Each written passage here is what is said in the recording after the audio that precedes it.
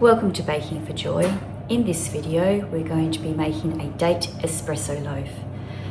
You're going to need to set your oven to 180 degrees Celsius and you're going to need a loaf tin. So the dimensions of the loaf tin will be in the instructions below. It's actually just a delicious loaf to make, something a little different for morning tea, particularly those who like coffee and perhaps those who like dates as well. If you enjoy this video, please press the like button and of course don't forget to hit the subscribe button. If you're ready, let's bake.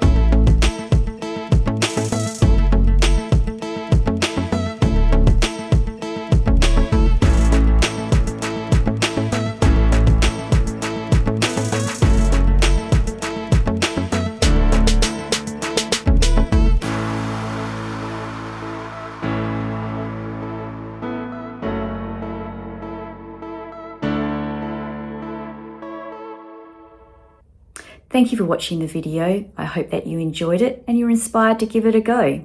Please check out my other step-by-step baking recipes that I have on my YouTube channel and have a great day.